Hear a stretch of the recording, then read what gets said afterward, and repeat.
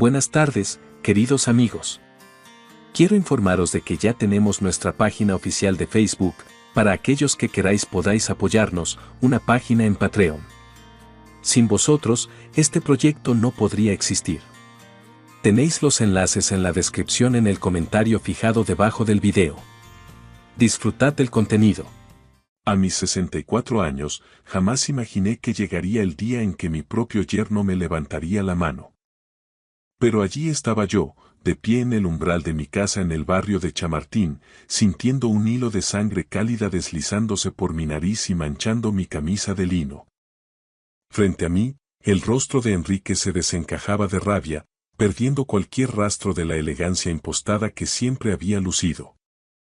Detrás de él, mi hija Lucía permanecía como una sombra, con las mejillas bañadas en lágrimas y la mirada perdida en algún punto del suelo de terrazo.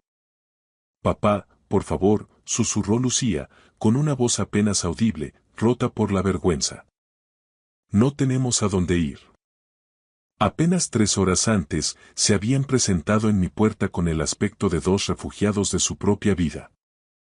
El pelo de Lucía estaba desaliñado, sin el cuidado habitual que siempre ponía en su imagen, y su ropa estaba tan arrugada como si hubiera dormido con ella en algún banco de la Castellana. Enrique, por su parte, no paraba de caminar de un lado a otro por el porche, pasándose las manos por el pelo con un tic nervioso y mascullando entre dientes algo que yo no lograba descifrar. Nunca lo había visto tan alterado, tan carente de su habitual arrogancia. «¿Qué está pasando exactamente?», pregunté, haciéndome a un lado para dejarlos entrar al recibidor, aunque un instinto primario me advertía que estaba cometiendo un error. Fue entonces cuando la magnitud del desastre salió a la luz. Hace apenas 2 semanas, y a mis espaldas, habían vendido su preciosa casa de 4 habitaciones en las afueras de la capital por 460.000. Una cifra que me dolió escuchar como un golpe físico. Era la casa que yo les había ayudado a comprar con los ahorros de toda una vida, el hogar donde vi a mi nieta Inés dar sus primeros pasos antes de que se marchara a estudiar a la Universidad de Salamanca. En 14 días, todo ese patrimonio se había esfumado. «Enrique tiene una oportunidad de negocio increíble, de esas que solo pasan una vez», explicó Lucía, con los ojos brillantes por lo que ahora comprendo que era una desesperación profunda disfrazada de esperanza. «Marketing digital e inversiones en criptoactivos, papá. El futuro está en Internet y Enrique tiene contactos con inversores alucinantes en el extranjero». Vi a Enrique asentir con un entusiasmo casi maníaco, pero algo en su mirada me revolvió el estómago. Ya había visto esa expresión antes. En los ojos de mi difunto hermano cuando se jugaba el sueldo del mes en el casino de Gran Vía, convencido de que la siguiente mano de cartas resolvería todos los problemas que su propia imprudencia había creado. «Así que vendisteis vuestra vivienda», dije midiendo cada palabra, tratando de procesar la locura, para invertirlo todo en el negocio de Enrique.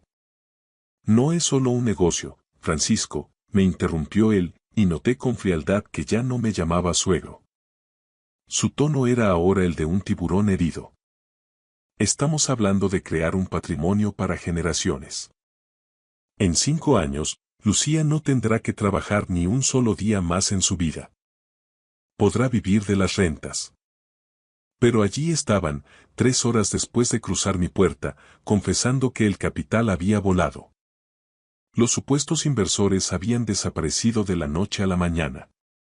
El negocio resultó ser una estafa piramidal de manual, un esquema Ponzi que Enrique intentaba justificar con una jerga técnica sobre mercados volátiles, arbitraje y problemas con la CNMV que yo no podía seguir y que, sinceramente, no me creía en absoluto.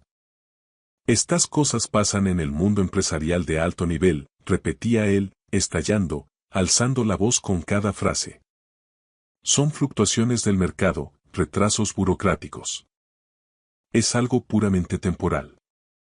¿Temporal? Se habían pulido casi $500,000, el techo de su hija y su estabilidad futura, y él tenía la desfachatez de llamarlo temporal. «Solo necesitamos un sitio donde quedarnos mientras reorganizamos la estrategia», suplicó Lucía, agarrándome las manos. Solo unas semanas, quizá un mes, hasta que Enrique recupere los accesos a las cuentas. Miré a mi hija de verdad, quitando el velo del cariño paternal. ¿Cuándo se había quedado tan delgada?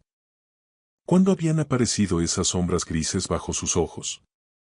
Su piel tenía un tono enfermizo que hablaba de meses de estrés constante, de noches en vela escuchando las promesas vacías de un hombre que la estaba arrastrando al abismo.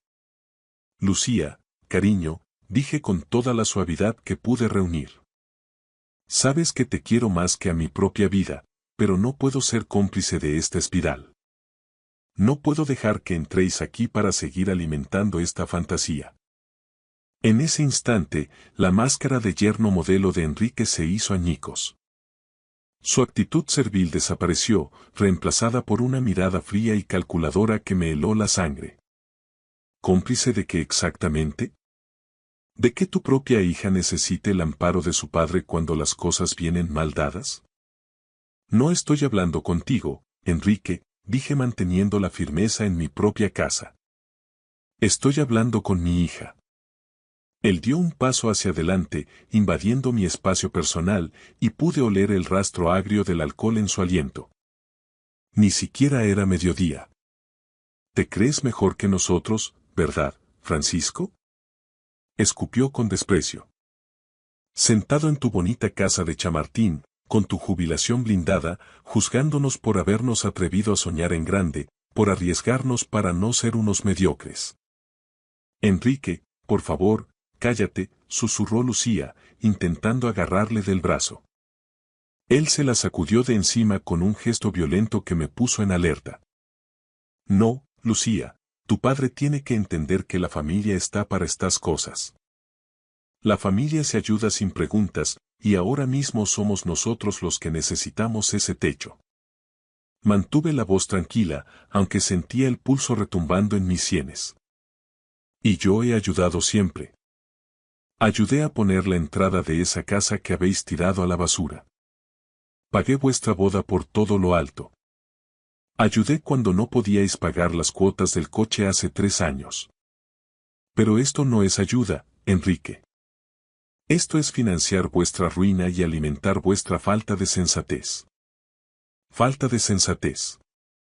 Enrique pasó al grito, su cara se puso roja de pura bilis. No tienes ni la más remota idea de lo que hablas, viejo. No has tomado un riesgo real en tu vida. No has construido nada desde cero, nunca has tenido la ambición de ser alguien. Enrique, para allá, te lo ruego, rogó Lucía. Pero él ya no la oía, estaba poseído por su propia frustración. ¿Sabes cuál es tu verdadero problema, Francisco? Que eres un hombre pequeño. Mente pequeña, sueños de funcionario, vida pequeña en un barrio de viejos. Y te carcome que los demás no queramos conformarnos con tus migajas. Fue entonces cuando lo dije. La palabra que terminó de encender la mecha de su fracaso. No. Solo esa palabra. Corta, seca, definitiva.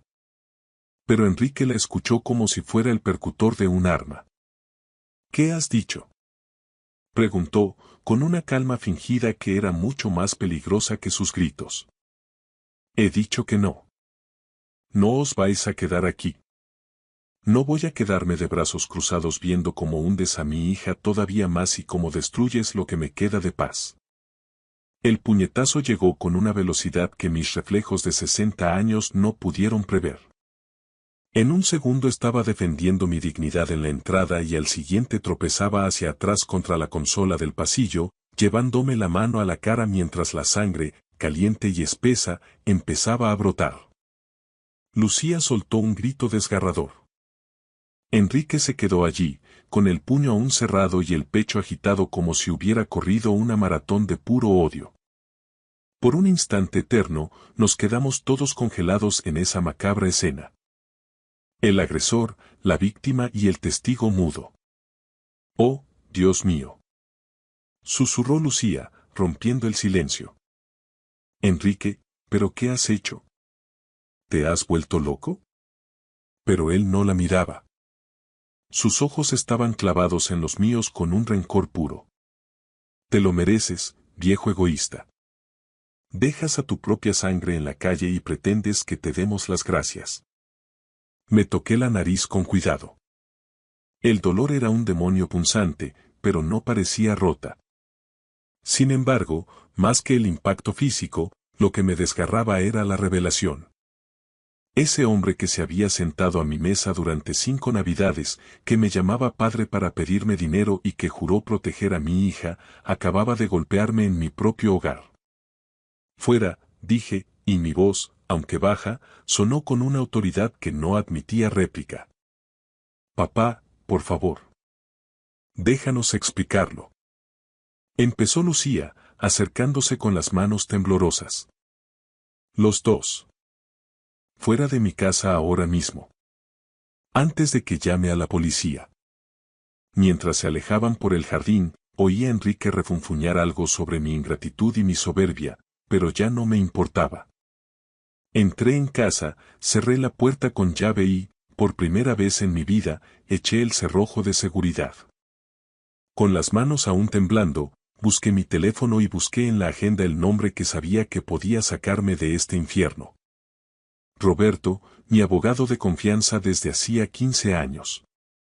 El hombre que conocía cada rincón de mis finanzas y de mi testamento. Roberto, necesito que vengas a casa de inmediato, dije en cuanto escuché su voz al otro lado de la línea. Ha ocurrido algo muy grave y esta vez no hay vuelta atrás. Menos de una hora después del incidente, me encontraba sentado en el despacho de Roberto, en plena calle Velázquez.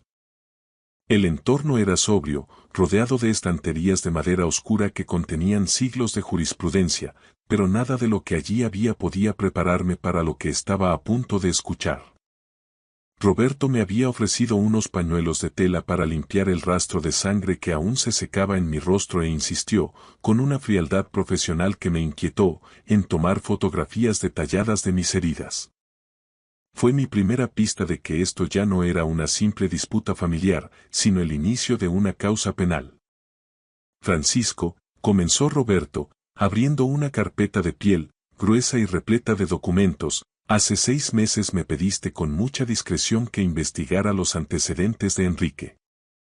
Te preocupaba la presión constante que ejercía sobre Lucía para pedir una hipoteca de segundo grado sobre su casa y reinvertir el capital. ¿Lo recuerdas? Asentí en silencio, sintiendo un nudo en la garganta. El repentino interés de mi yerno por usar el valor neto de la vivienda para oportunidades de negocio nunca me había encajado, pero en aquel entonces quise creer que solo era ambición mal gestionada. Lo que encontré entonces era sumamente preocupante, pero me diste instrucciones de no intervenir a menos que ocurriera algo urgente. Roberto me miró fijamente por encima de sus gafas. Yo diría que ser agredido físicamente en tu propio domicilio bajo el barrio de Chamartín cuenta como una emergencia de primer orden. Deslizó una fotografía granulada sobre la mesa de cristal. En ella, Enrique aparecía con un aspecto más juvenil, luciendo un traje de corte impecable, del brazo de una mujer que no era mi hija. Era una mujer mayor, de unos 60 y muchos, con el cabello plateado perfectamente peinado y una elegancia que emanaba una riqueza antigua. Esta es Margarita Dávila, hace 4 años. Una viuda con un patrimonio inmobiliario inmenso en el barrio de Salamanca. Enrique tenía entonces 34 años. Mi estómago comenzó a hundirse mientras Roberto seguía pasando folios. Margarita falleció el año pasado de un infarto masivo, según el certificado de defunción. Pero aquí está el dolo. 6 meses antes de morir, transfirió prácticamente todos sus activos líquidos y 2 propiedades a nombre de Enrique. Sus hijos biológicos todavía están librando una batalla legal encarnizada en los tribunales de Barcelona para impugnar esas donaciones. Roberto sacó otra imagen. Esta vez, Enrique aparecía en un restaurante de lujo junto a una mujer morena de unos 50 años. Lucía Castro, 52 años. Perdió su vivienda, los ahorros de su jubilación y un próspero negocio de joyería en la calle Serrano por su culpa. La convenció para invertirlo todo en una startup tecnológica que prometía revolucionar el mercado, pero que solo existía en el papel. El patrón era tan claro que resultaba aterrador, pero Roberto aún no había terminado de desgranar el horror. Macarena, Juana, Almudena. Una letanía de nombres, cada uno acompañado de una fotografía donde las víctimas aparecían radiantes y confiadas junto al hombre que las estaba arruinando. Es la misma estrategia siempre, Francisco. Busca mujeres solas o emocionalmente vulnerables, con estabilidad financiera y una fe ciega en sus promesas. ¿Cómo has conseguido acceder a todo esto? Pregunté con la voz quebrada. Porque Enrique Fernández no es un nombre real. Ha operado bajo 3 identidades distintas en la última década. Su nombre verdadero es Enrique Ricart y cuenta con un historial delictivo que ya ha pasado por la Unidad de Delitos Económicos y Fiscales, UDEF, de la Policía Nacional. Todo su modus operandi se basa en la manipulación emocional y la obtención de firmas legales voluntarias. Técnicamente, ellas le entregan el dinero de su propio puño y letra, lo que hace que demostrar el dolo criminal ante un juez sea una tarea titánica. Pero el patrón de conducta es innegable. Roberto bajó el tono de voz, inclinándose hacia adelante. Y hay algo mucho más oscuro. Hace 3 meses, Enrique visitó el despacho de un colega mío especializado en derecho sucesorio. Quería asesoramiento específico sobre los derechos del cónyuge supérstite a los bienes heredados en caso de que el beneficiario principal falleciera de forma inesperada. Sentí que la habitación comenzaba a dar vueltas y el aire se volvía pesado. ¿Qué preguntó exactamente? Logré articular. Quería confirmar si Lucía heredaría la totalidad de tu patrimonio y si él tendría acceso automático a esos activos como viudo a través del usufructo o la titularidad compartida. También se interesó por la contratación de seguros de vida con cláusulas de beneficiario irrevocable. Me sentí físicamente enfermo. No era solo el dolor del golpe, era la comprensión de que mi propia hija estaba siendo utilizada como una llave para abrir la caja fuerte de mi vida. Mi investigador privado ha verificado ese supuesto negocio digital. Francisco, no existe nada. No hay oficinas, no hay registro mercantil, no hay inversores internacionales. Los 460.000 de la casa de Lucía ya han sido desviados a cuentas en paraísos fiscales mediante criptomonedas. El plan original era que ella liquidara su propiedad, él se llevara el botín y desapareciera, como hizo con las demás. Pero sigue con ella. ¿Por qué no se ha ido? Porque el premio gordo no eran los 400.000 euros de la casa, Francisco. El objetivo final es tu herencia. Eres su única familia directa y posees activos de gran valor. Si te ocurriera algo, Lucía lo hereda todo, y Enrique tiene el control total sobre la voluntad de Lucía. Ese puñetazo de hoy no fue un arrebato de ira por falta de alojamiento, fue el pánico de un depredador que ve cómo su presa se escapa. Su plan maestro se está desmoronando y la gente acorralada es capaz de cualquier atrocidad. Roberto me extendió un pliego oficial. Esto es una solicitud de orden de alejamiento.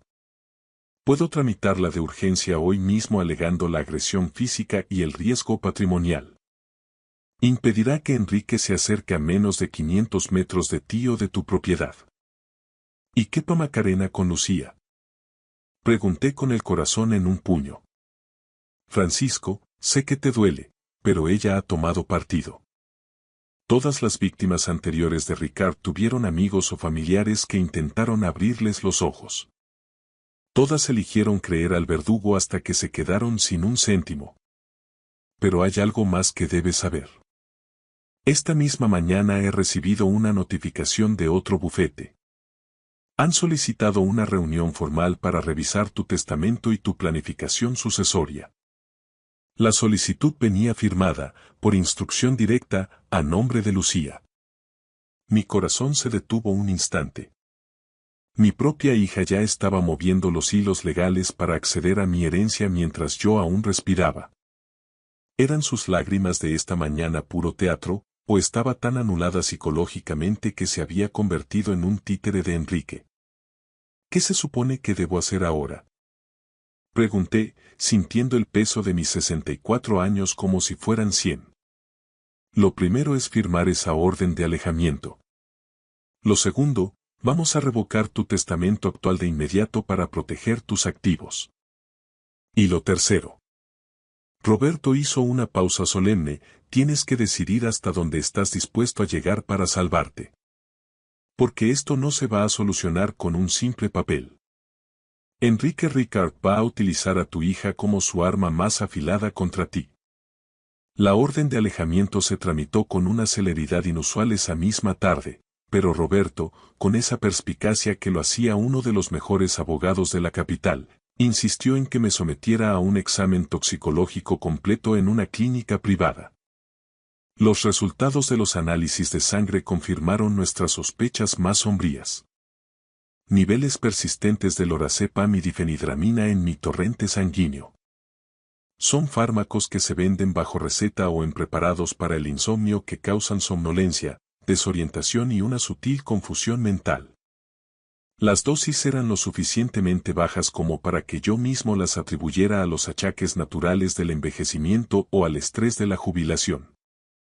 Me habían estado drogando sistemáticamente durante, al menos, los últimos 2 meses. Volví a mi casa de Chamartín con una rabia lúcida, una claridad de pensamiento que no sentía desde hacía tiempo. La niebla que me envolvía, esa sensación de caminar bajo el agua que nublaba mis juicios, se estaba disipando por fin.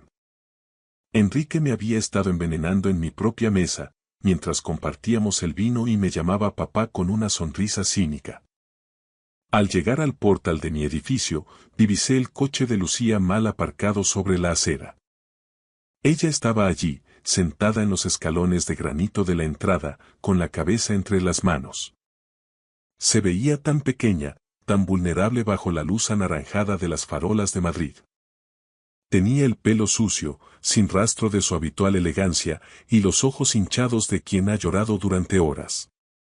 A pesar de la traición, a pesar del golpe, seguía siendo mi única hija, la sangre de mi sangre. Papá, dijo en cuanto me vio acercarme, poniéndose de pie con torpeza. Sé que no quieres ni verme, pero tenía que venir. Enrique se siente morir por lo que pasó ayer. Está bajo una presión insoportable, con los inversores encima de nosotros, y cuando te negaste a darnos ese respiro. Simplemente estalló. No es él, tú lo conoces, no es un hombre violento. Me senté en el escalón inferior, manteniendo una distancia física que era el reflejo de la distancia emocional que acababa de abrirse entre nosotros. En el bolsillo del pantalón, el botón de pánico que me había entregado Roberto se sentía pesado, una presencia fría y necesaria. Lucía, cuéntame la verdad sobre el préstamo personal que solicitasteis usando esta casa como garantía hipotecaria, dije, observando cada milímetro de su expresión. Su rostro, ya pálido de por sí, se quedó blanco como el mármol. ¿Qué préstamo, papá? No sé de qué hablas. El de 75.000 euros concedido por el Banco Santander. Ese donde, según la documentación que tiene mi abogado, falsificasteis mi firma para simular que me había cedido una nuda propiedad de esta vivienda. Papá, por Dios, yo no sé nada de eso. Enrique lleva todos los asuntos financieros, dice que yo no entiendo de balances. Yo solo firmo donde él me marca con una cruz. Confío en él, es mi marido. Ahí estaba la confesión cruda y dolorosa. Mi hija firmaba sentencias de muerte financiera sin siquiera leerlas, entregando su voluntad a un depredador.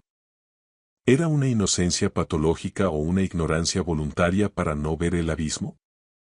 Lucía, cariño, Enrique te ha robado ese dinero igual que quemó los 400.000 euros de vuestra casa. No hay negocio digital, no hay startups en el extranjero. Todo es una arquitectura de mentiras diseñada para vaciarnos. Mientes. Gritó ella, levantándose bruscamente. Su voz rebotó en la fachada del edificio. ¿Nunca te ha gustado Enrique? Desde el primer día le pusiste la cruz. Y ahora te inventas estas calumnias, estas historias de película, solo para castigarme por haberlo elegido a él. Metí la mano en mi maletín y le extendí las copias de las fotografías que Roberto me había entregado. Enrique con Margarita, con la otra Lucía, con Juana.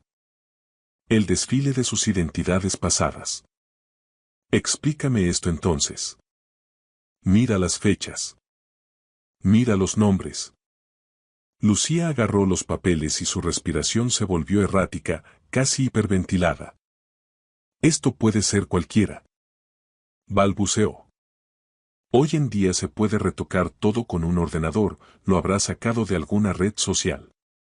Lucía, escúchate. Estás defendiendo a un hombre que me ha golpeado en mi propia entrada, que te ha dejado sin hogar y que tiene un historial delictivo en la Policía Nacional. Tú no entiendes nada de inversiones modernas. Chilló, y en su mirada vi un destello de fanatismo que me aterró. Enrique está levantando un imperio y tú eres demasiado rígido, demasiado viejo orden, para comprender su visión. Eran las palabras de Enrique, su léxico de embaucador, saliendo por la boca de mi hija. La niña a la que crié en soledad tras la muerte de su madre estaba protegiendo al hombre que estaba aniquilando nuestro futuro. Lucía, dije con una calma que me costaba la vida mantener, ¿me has estado poniendo algo en la comida?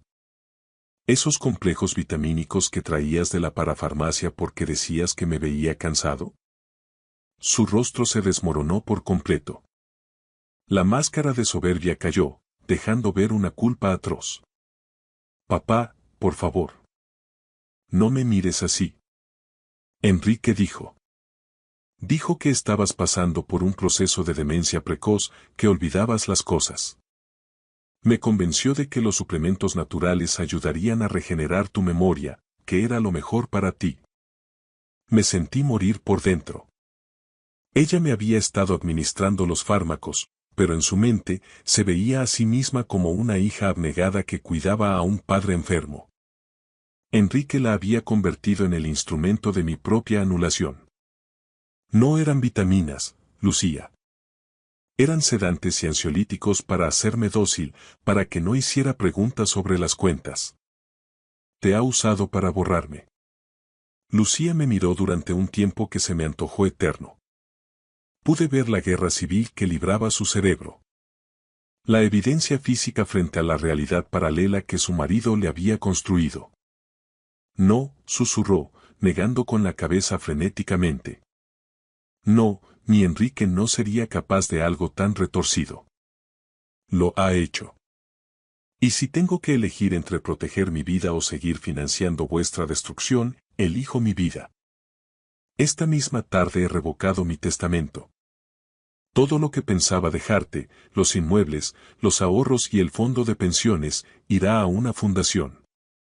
No voy a permitir que ese criminal herede un solo céntimo de mi esfuerzo. El rostro de Lucía pasó del shock a la incredulidad y, finalmente, a una rabia gélida que nunca le había conocido. No puedes hacer eso. Es ilegal. Soy tu hija, tu única heredera legítima. La familia no se droga entre sí para robar, Lucía. Si eliges a ese estafador, es tu libertad, pero no lo harás con mi dinero. Enrique tenía razón, dijo ella con una voz tan fría que no la reconocí. Dijo que eras un hombre controlador, vengativo y pequeño. Mañana mismo hablaré con mi propio abogado. No puedes desheredarme por despecho porque no te guste mi marido. En España existe la legítima hereditaria, y ya nos veremos en los tribunales. Pienso pelear por lo que me corresponde. He ganado cada euro trabajando 40 años, Lucía. Y no voy a ser el cajero automático de un delincuente. Mientras se alejaba hacia su coche, me di cuenta de que la niña que se refugiaba en mi regazo cuando había tormentas en Madrid se había ido para siempre. En su lugar había una extraña que me miraba como un obstáculo patrimonial. Estaba solo, en una casa demasiado grande, pero por primera vez en meses, mi mente estaba clara y mi voluntad era de hierro. La guerra legal que siguió fue, sencillamente, brutal. Enrique no se retiró en silencio, se atrincheró en su propia red de mentiras. Intentaron solicitar mi incapacitación judicial alegando una demencia senil galopante, utilizando para ello informes de una clínica privada de dudosa reputación. Enrique incluso inició una campaña de difamación por todo el barrio, desde la farmacia hasta el club de jubilados, contando a los vecinos de Chamartín que yo era un padre cruel y trastornado que había arrojado a su hija a la indigencia. Algunos amigos de toda la vida, los que compartían conmigo el café de las mañanas, empezaron a mirarme con una desconfianza hiriente. Mi propia nieta, Inés, me llamó desde Londres rota en llanto, llamándome desalmado y monstruo por dejar a su madre en la calle. Aquellas palabras dolieron más que el puñetazo, pero sabía que ella también era una víctima de la narrativa de Enrique. Sin embargo, Enrique cometió el error clásico del depredador: la avaricia. Se quedó demasiado tiempo en Madrid intentando hincar el diente a mi patrimonio, convencido de que su manipulación ganaría el juicio. Gracias a la meticulosa investigación de Roberto y a un contacto en un importante diario nacional que accedió a publicar una investigación sobre las estafas de Enrique Ricard, la Policía Nacional finalmente reunió las piezas del rompecabezas. Se emitió una orden de detención inmediata por estafa agravada, falsedad en documento mercantil y maltrato psicológico y físico a personas mayores. Cuando los agentes de la UDEF llegaron a la pensión de mala muerte en la que se ocultaban, Enrique ya se había esfumado.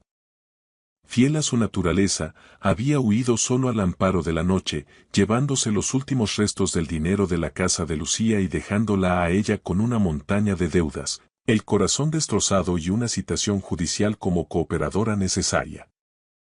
3 meses después, Inés vino a verme a casa. Ya no había gritos, solo una tristeza infinita. «Abuelo», dijo, recuperando el apelativo que siempre nos había unido. «Mamá está devastada». Enrique la dejó tirada en una estación de autobuses en Benidorm, sin un céntimo, sin coche y sin su documentación. Se lo llevó todo, hasta sus joyas personales. Me contó, con la voz entrecortada, que Lucía estaba viviendo temporalmente en un centro de acogida para mujeres en situación de vulnerabilidad. Que pasaba los días en un estado catatónico, repitiendo una y otra vez que no podía creer lo estúpida que había sido al entregar su vida a un fantasma. «No quiere pedirte nada, abuelo. Tiene demasiada vergüenza. Solo quería que supieras que ahora conoce toda la verdad. Y que lo siente desde lo más profundo de su alma». Me quedé en silencio en mi jardín, podando con cuidado los rosales que tanto me había costado mantener vivos durante aquel año de infierno. El sol de la tarde calentaba mi espalda, recordándome que seguía vivo. «¿Crees que ella lo sabía en el fondo, Inés?», pregunté sin mirarla. «Creo que tenía un miedo atroz a estar sola y decidió cerrar los ojos ante la realidad», respondió ella. «Y ahora está aprendiendo, de la forma más dura, que estar sola es infinitamente mejor que estar con alguien que te aniquila cada día». No respondí. Hay puentes que, una vez reducidos a cenizas, es mejor no intentar reconstruir. El perdón es posible, pero la confianza es un cristal que no admite pegamento. Un año después del incidente, recibí una llamada de Roberto. Enrique había sido detenido por la Interpol en México, mientras intentaba timar a una viuda adinerada en un complejo de lujo en Cancún. Iba a ser extraditado a España y, con los cargos acumulados, probablemente pasaría el resto de sus días en una celda. De los casi 600.000 euros perdidos entre la casa, los préstamos y mis ahorros, solo se lograron recuperar apenas 100.000 en cuentas bloqueadas. Sorprendentemente, descubrí que la cifra no me importaba. Había aprendido a vivir con menos, a disfrutar de mis libros, del aroma del café recién hecho y del silencio absoluto de una vida gobernada bajo mis propios términos. Lucía, por su parte, empezó a trabajar como administrativa en una gestoría tras realizar un curso de reinserción laboral. No me escribe, ni yo la busco. Inés me cuenta que su madre no quiere ser una carga ni interferir en la paz que tanto me costó recuperar. Y, aunque suene duro, Sentí un inmenso alivio. No porque no la quiera, sino porque por fin la veo tomando responsabilidad por sus propios actos, sin escudarse en otros. He aprendido que protegerse a uno mismo no es un acto de egoísmo, sino una necesidad vital. Y que empezar de nuevo a los 64 años no solo es posible, sino que puede ser el prólogo de los años más auténticos de tu existencia. Ahora paso las tardes en mi jardín de Chamartín. Nadie me manipula, nadie me roba, nadie me miente. Soy el dueño de mi destino. Y la libertad, he descubierto, vale cada céntimo que pagué por ella. Incluso el amargo precio de haber perdido a mi hija por culpa de sus propias y desastrosas decisiones. El sol sigue saliendo, y por fin, vuelvo a ver su luz sin sombras. Buenas tardes, queridos amigos. Quiero informaros de que ya tenemos nuestra página oficial de Facebook, para aquellos que queráis podáis apoyarnos, una página en Patreon. Sin vosotros, este proyecto no podría existir. Tenéis los enlaces en la descripción en el comentario fijado debajo del video. Disfrutad del contenido. Mi mujer me miró fijamente a los ojos y, con una frialdad que me heló la sangre, sentenció. Tus padres son tu problema. Tu dinero es tuyo. No levantó la voz. No dudó ni un segundo. Lo dijo con la naturalidad de quien enuncia una verdad universal, como que el cielo es azul sobre Madrid o que las facturas de la luz siempre llegan más caras de lo esperado. Yo simplemente asentí y esbocé una sonrisa apenas perceptible. Salí al garaje, me encerré en mi coche y, envuelto en el silencio del habitáculo, corté de raíz los 3.000 que salían de mi cuenta cada mes. 30 días después, toda su familia estaba sumida en el pánico más absoluto. Y por primera vez en años, yo no moví un dedo para apagar el incendio. Todo ocurrió un martes por la noche, una de esas noches anodinas que solo cobran sentido cuando las rebobinas en tu cabeza y comprendes que fue en ese preciso instante cuando todo saltó por los aires. Las luces LED de la cocina parecían brillar con una intensidad quirúrgica. Inés acababa de cruzar el umbral tras visitar a su madre. Aún no se había quitado el abrigo de paño ni soltado el bolso del hombro, como si su estancia en nuestra propia casa fuera algo provisional. Yo estaba apoyado en la encimera de granito, con la mirada fija en el móvil, tratando de validar una transferencia antes de que terminara el horario operativo del banco. Lo envío esta noche, comenté de pasada, sin apartar los ojos de la pantalla. Papá tiene otra revisión esta semana en la clínica privada y andan bastante cortos de efectivo para cubrir los copagos y la medicación. Ella dejó las llaves sobre la mesa con un golpe seco, más fuerte de lo necesario. ¿Cuánto esta vez?, preguntó con voz cortante. Lo de siempre, respondí tratando de mantener la calma. 3.000. Se hizo un silencio espeso, una pausa tan afilada que casi pude sentir el tajo antes de que pronunciara palabra. Alcé la vista. Inés me observaba con esa rigidez facial que solo adoptaba cuando su veredicto era ya inamovible. Manuel, dijo arrastrando las sílabas, ya hemos pasado por esto 1000 veces. Me incorporé, manteniendo el pulgar sobre el lector de huellas del teléfono. Lo hemos hablado, sí, pero su situación no ha mejorado. Sigue necesitando la medicación específica y el apoyo de la cuidadora interna que complementa a la de la seguridad social. Ella me cortó en seco, no. Lo que no ha cambiado es que tú sigues empeñado en tratar su vejez como si fuera una carga compartida. Solté un suspiro largo y dejé el dispositivo sobre la encimera. No es una carga, Inés. Es gratitud. Es ayudar. Mis padres jamás han pedido un céntimo más de lo estrictamente necesario para sobrevivir con dignidad. Y mi familia tampoco, saltó ella de inmediato, con los ojos encendidos. Esa era la gran mentira que flotaba entre nosotros, y ambos lo sabíamos de sobra. Sin embargo, decidí que todavía no era el momento de desenterrar los recibos. Me apoyé en el mueble de la cocina, midiendo cada palabra como si fuera un paso en un campo de minas. Llevo enviando ese dinero más de un año, Inés. Es lo que permite que mamá no se hunda intentando cuidar a papá ella sola. Ella se cruzó de brazos, apretando el abrigo contra su cuerpo como si se protegiera de una corriente de aire invisible. ¿Y nuestros planes? ¿Y el ahorro para la reforma o las vacaciones en condiciones? Insistió. Nuestras cuentas están saneadas, le recordé. Sabes de sobra que no nos falta de nada. Ese no es el fondo del asunto. ¿Entonces cuál es? Por un instante se quedó callada. Me sostuvo la mirada y vi en sus ojos algo que me produjo más escalofríos que cualquier grito. Una determinación gélida. Entonces, soltó la bomba. Tus padres son tu problema. Tu dinero es tuyo. Las palabras flotaron en el aire de la cocina, planas y definitivas. No hubo drama, ni portazos, lo que de algún modo las hacía letales. No exploté. No intenté razonar ni rogar que retirara lo dicho. Solo me quedé allí, dejando que el significado de su nueva regla calara hasta mis huesos.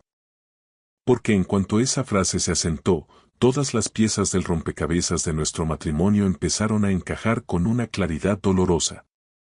Recordé los 450 mensuales que yo pagaba por el seguro y el mantenimiento del coche de su hermano Diego porque el pobre está en el paro.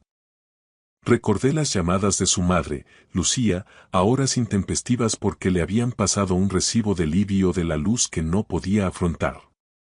Y las transferencias ocasionales a su hermana Elena para las tasas de la universidad o las facturas infladas de su contrato de móvil. Nunca había llevado una lista. Siempre me dije que eso es lo que uno hace cuando quiere a alguien. Cuidar de los suyos. Tapar agujeros, evitar desahucios emocionales, mantener el barco a flote. Inés siempre repetía el mismo mantra. Son familia, Manuel. No podemos dejarlos tirados. Pero ahora, de pronto, el terreno de juego tenía vallas. Algo se rompió definitivamente en mi interior. No fue un estallido, sino el sonido sordo de una cerradura echada para siempre. Recuperé mi móvil. Mi pulgar dudó un segundo sobre la transferencia a mis padres, pero en lugar de confirmar, bloqueé la pantalla. Está bien, dije con una calma que pareció desconcertarla. De acuerdo. Mis padres, mi problema. Mi dinero, el mío. Ella me escudriñó, buscando el rastro de la ironía o el inicio de una pelea. No encontró nada. Le devolví una sonrisa neutra. Lo justo es lo justo. El silencio en la cocina se volvió absoluto. Finalmente, ella exhaló un suspiro de alivio, se dio la vuelta y empezó a quitarse el abrigo, convencida de que acababa de ganar una batalla histórica. Me alegra que por fin estemos en la misma página, Manuel. No añadí nada más. Pasé por su lado, recogí las llaves del coche y bajé al garaje. El aire allí era más puro, lejos de la toxicidad que acababa de filtrarse en nuestra casa. Me senté al volante, cerré la puerta y abrí la aplicación del banco. Los números estaban ahí, fríos y obedientes. Transferencias recurrentes y pagos domiciliados que se habían convertido en una rutina invisible. Fui directo a la transferencia de 3,000 para mis padres. No la toqué, la dejé programada. En su lugar, empecé a limpiar el resto de la lista. Primero, la cuenta de Lucía. Eliminé la asignación mensual para sus imprevistos. Luego, el cargo del seguro del coche de Diego. Lo cancelé y devolví el recibo a su nombre. Finalmente, busqué la línea de móvil de Elena vinculada a mi contrato premium y separé su numeración para que ella gestionara su propio consumo. Cada clic era una liberación silenciosa. Sin escenas, sin gritos. Solo justicia. Tus padres, tu problema. Tu dinero es tuyo. Me recliné en el asiento de cuero.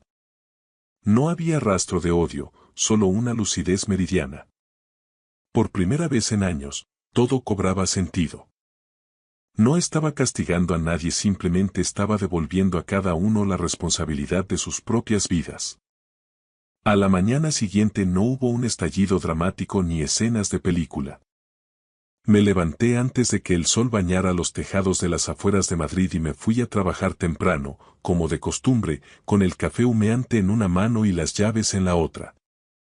Inés seguía sumida en un sueño profundo cuando salí de casa, envuelta en ese silencio neutral y engañoso que te hace creer, por un segundo, que nada ha cambiado.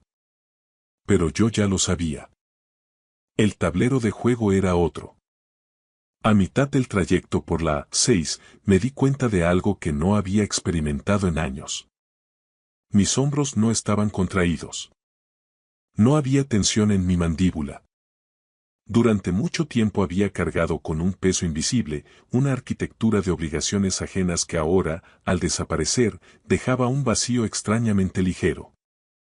Aprovechando un semáforo en rojo cerca del Paseo de la Castellana, abrí la aplicación de notas de mi móvil. Necesitaba ver la magnitud del agujero negro por escrito. Empecé a listar con precisión quirúrgica. Diego. Seguro del coche, mantenimiento y tarjetas de gasolina para sus entrevistas, unos 450 al mes.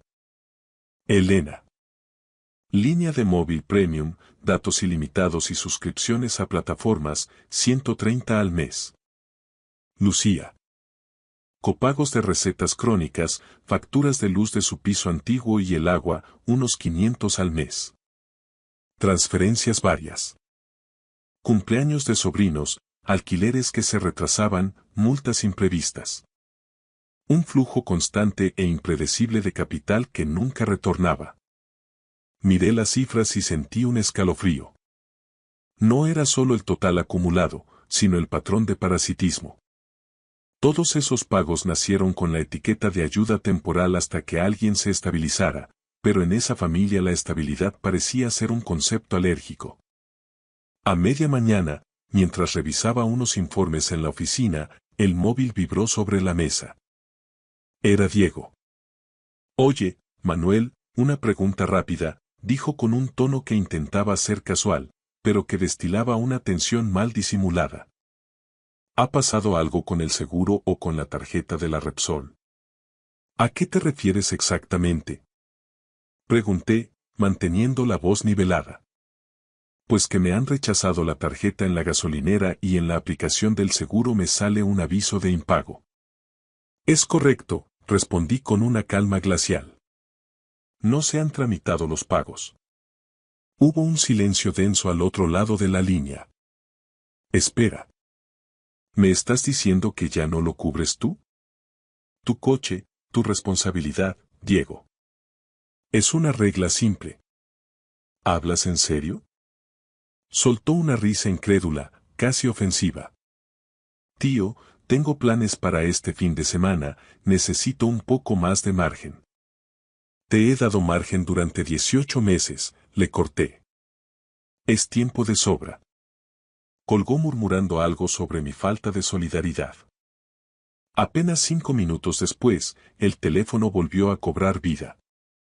Lucía. Dejé que saltara el buzón de voz, pero insistió 3 veces más. A la cuarta, descolgué. Manuel, hijo, menos mal. Exclamó con voz agitada. Estoy en la farmacia de guardia y hay un problema con la tarjeta de débito que me diste. Dicen que no pasa. Eso es porque ya no está operativa, Lucía, contesté. ¿Cómo que no está operativa? Exigió saber, pasando de la angustia a la indignación en un segundo. Si la usé para el súper el viernes pasado. Lo sé, pero eso fue antes de que cambiaran las reglas de juego. ¿Es un error del banco? Preguntó ella, tratando de encontrar una salida lógica. Necesito esta medicación para la tensión, Manuel, no es un capricho. Lo entiendo perfectamente, dije. Y estoy convencido de que Inés, como tu hija que es, te ayudará a solucionarlo de inmediato. ¿Inés? ¿Y qué tiene que ver ella con esto? Preguntó desconcertada. Ella dejó muy claro anoche que cada uno debe encargarse de su propia familia. Yo solo estoy respetando su voluntad. El silencio que siguió fue absoluto, roto solo por el ruido de fondo de la farmacia. ¿Estás hablando en serio?, preguntó finalmente con un hilo de voz. Manuel, esto es ridículo. Somos familia. Mis padres también lo son, Lucía.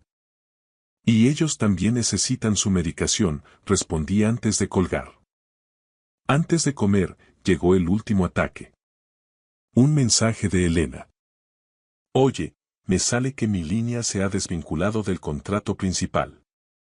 ¿Has tocado algo? Le escribí con una lentitud deliberada. Tu línea está ahora a tu nombre y bajo tu responsabilidad bancaria.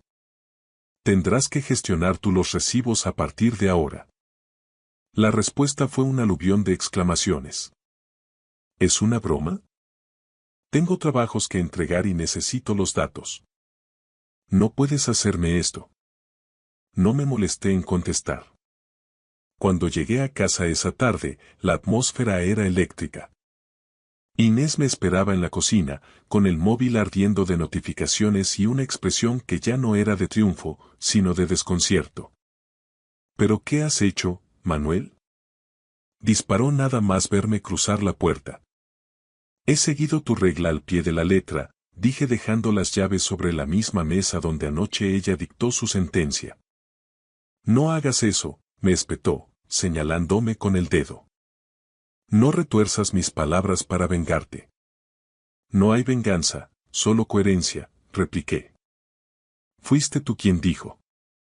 Tus padres son tu responsabilidad, tu dinero es tuyo. He aplicado esa lógica a todo lo que no me corresponde. Pero así no funciona un matrimonio.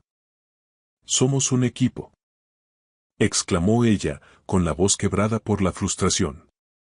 Entonces quizá deberíamos sentarnos y redefinir qué entendemos por equipo, dije con una frialdad que me sorprendió a mí mismo.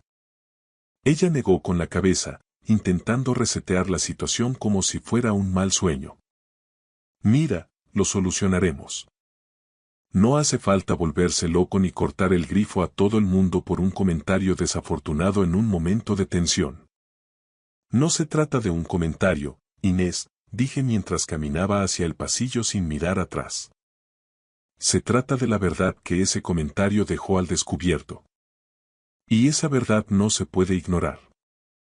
Pasaron 2 semanas y la atmósfera en nuestra casa de las afueras de Madrid se volvió densa, casi irrespirable. El silencio que antes compartíamos como un refugio tras la jornada laboral se había transformado en una guerra fría de trincheras invisibles. Las llamadas de su familia eran ahora un goteo incesante, un ruido de fondo que Inés ya no podía ignorar ni delegar. Ahora era ella quien debía dar la cara ante las urgencias de los suyos. Una tarde de jueves, mientras yo preparaba una cena ligera, Inés irrumpió en la cocina con el rostro desencajado y los ojos inyectados en sangre. Blandía su teléfono móvil, donde lucía abierta la aplicación de nuestra cuenta bancaria compartida. Manuel, acabo de revisar los movimientos de la cuenta común, disparó sin preámbulos. Faltan casi 3.000 euros del saldo habitual. ¿Dónde está ese dinero?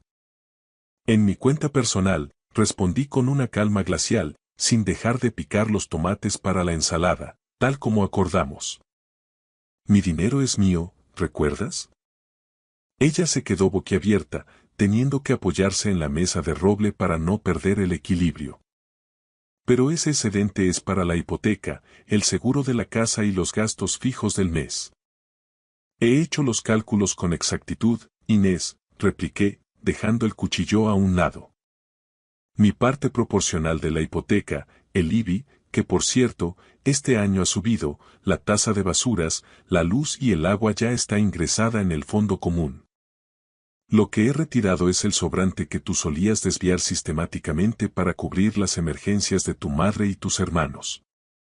Como ahora cada uno es responsable de su propio árbol genealógico, he decidido que ese dinero vaya íntegramente a un fondo destinado a la operación de cadera de mi padre en la clínica privada. No puedes tomar una decisión unilateral así sin consultarme. Gritó, perdiendo los estribos. Tú no me consultaste cuando decidiste cambiar unilateralmente las reglas del juego aquella noche, le recordé con voz firme. Simplemente dictaste una sentencia. Yo, como buen compañero, solo estoy aplicando tus leyes con rigor absoluto. Inés se derrumbó en una de las sillas, ocultando el rostro entre las manos. Mi madre no puede afrontar el alquiler de este mes en su piso, Manuel. Diego se ha quedado sin el seguro del coche y no tiene cómo desplazarse a las entrevistas de trabajo en el polígono. Elena se ha quedado sin datos en el móvil y ha perdido el plazo de entrega de un proyecto crucial en la facultad. Están desesperados. Es realmente curioso, dije, cruzándome de brazos. Durante más de un año, yo cubrí todo ese estilo de vida sin emitir una sola queja, mientras tú me reprochabas cada euro invertido en la salud de mis padres. Ahora que te toca a ti priorizar tus propios ingresos para sostener a tu familia, parece que el sistema que tú misma propusiste no funciona tan bien, ¿verdad? Es que mi sueldo no es equiparable al tuyo. Exclamó con amargura. Esto no es justo. La justicia es una cuestión de perspectiva, Inés. Tú exigías independencia financiera total para evitar cargas. Pues aquí la tienes. Independencia real. Esa noche, el dormitorio principal permaneció vacío. La oí sollozar en el sofá del salón, probablemente en una llamada interminable con Lucía, intentando justificar ante su madre por qué las transferencias automáticas que daban por sentadas se habían evaporado. Sentí una punzada de tristeza por el tiempo perdido, pero ni un gramo de culpa. Había pasado demasiado tiempo siendo el colchón financiero de una familia que me veía como un cajero automático y no como un miembro de pleno derecho. 30 días después de que comenzara este experimento de honestidad brutal, recibí una notificación de un despacho de abogados en mi correo electrónico. Inés solicitaba la separación legal. No sentí sorpresa, solo una extraña sensación de cierre. Comprendí que lo que ella había amado durante estos años no era a Manuel Rodríguez, el hombre, sino la red de seguridad y el estatus que Manuel proporcionaba a todo su clan. Al retirar los pilares financieros, el edificio de nuestra relación, que yo creía sólido, se desmoronó como un castillo de naipes en medio de un vendaval. El día que se llevó sus últimas maletas, nos encontramos por última vez en el pasillo de nuestra casa. Lo has destruido todo por una cuestión de dinero, me soltó con un desprecio absoluto antes de salir. Te equivocas, respondí, mirándola a los ojos por última vez. Lo he salvado todo por respeto a mí mismo. Pasaron los meses y, como sucede tras una tormenta necesaria, el polvo finalmente se asentó sobre las ruinas de lo que fue nuestro hogar. El proceso de divorcio se tramitó sin grandes batallas legales ni el dramatismo que los abogados suelen esperar. En el fondo, no quedaba nada por lo que luchar que no fuera dinero, y el dinero estaba ahora donde siempre debió estar. Protegiendo a quienes lo necesitaban de verdad, sin intermediarios ni chantajes emocionales. Mis padres están notablemente mejor. Con los 3.000 mensuales que recuperé del agujero negro en el que se había convertido mi familia política, pude costear una plaza en una clínica de rehabilitación privada de primer nivel en las afueras de Madrid. Hoy, mi padre camina con la ayuda de un bastón de madera de cerezo, pero camina por su propio pie. Mi madre ha recuperado el brillo en la mirada, ya no arrastra ese agotamiento perpetuo que parecía haberle envejecido el alma. Ahora cuenta con una cuidadora profesional que la asiste 8 horas al día, pagada íntegramente por mi cuenta, permitiéndole volver a ser esposa y no solo enfermera. De la familia de Inés solo me llegaban ecos lejanos, como crónicas de una guerra en un país remoto que ya no visito. Diego, ante la imposibilidad de afrontar el seguro, las revisiones de la ITV y el precio de la gasolina, tuvo que vender su coche. Me contaron que ahora atraviesa Madrid en metro cada mañana para ir a un trabajo administrativo, como cualquier otro ciudadano. Su madre, Lucía, dejó el piso de 3 dormitorios que yo ayudaba a mantener y se mudó a un apartamento más pequeño y funcional en un barrio más humilde del sur de la capital. Elena, por su parte, desapareció de mi historial de llamadas según supe por conocidos comunes. Empezó a trabajar los fines de semana en una cafetería cerca de la Plaza Mayor para costearse sus propios gastos universitarios. Todos estaban aprendiendo, por las malas pero de forma necesaria, el valor real de las cosas cuando no hay un amortiguador silencioso que absorba el impacto de la realidad por ti. Una tarde de otoño, mientras caminaba por el Paseo de la Castellana, me crucé con Inés en una cafetería de techos altos. Se veía diferente. No estaba descuidada, pero proyectaba una imagen mucho más auténtica. Se había despojado de esa armadura de expectativas y exigencias que siempre parecía llevar puesta. Nos sentamos y hablamos durante unos 20 minutos sobre proyectos laborales y temas triviales. Fue esa clase de conversación civilizada y hueca que mantienen las personas que una vez compartieron sábanas y secretos, pero que hoy ya no comparten ni siquiera el mismo código postal emocional.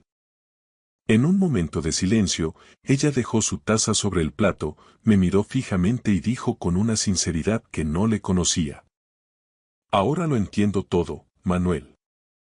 Entiendo por qué lo hiciste. Asentí lentamente, sintiendo que un último nudo se deshacía en mi pecho. Lo sé, Inés.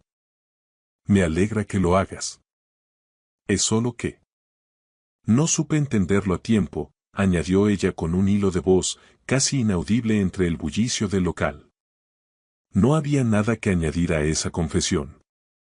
Las palabras a destiempo son como la lluvia en el desierto. Llegan cuando el paisaje ya ha cambiado para siempre. Terminamos nuestros cafés, nos despedimos con un gesto cordial, un beso frío en las mejillas, y cada uno siguió su camino entre la multitud de Madrid. 30 días después de que mi mujer sentenciara que mis padres eran mi problema, su mundo entró en pánico. Pero hoy comprendo que el verdadero colapso no fue financiero ni familiar. Fue el colapso de mi propia ilusión, de la mentira que yo mismo alimentaba sobre lo que significaba nuestro matrimonio. Una vez que esa venda se cayó, todo lo demás se volvió nítido, casi transparente. No busqué venganza, ni el castigo de nadie. Simplemente dejé de sostener lo que no era mío y, al hacerlo, recuperé mi vida. Si alguna vez te has encontrado cuidando más de lo que te corresponde, ya sea financiera, emocional o silenciosamente, me gustaría que te preguntaras qué habrías hecho tú en mi lugar. ¿Habrías seguido manteniendo una estructura podrida a costa de tu propia salud mental? ¿O habrías tenido el valor de dar un paso atrás para dejar que la verdad, por dura que fuera, se revelara por sí sola?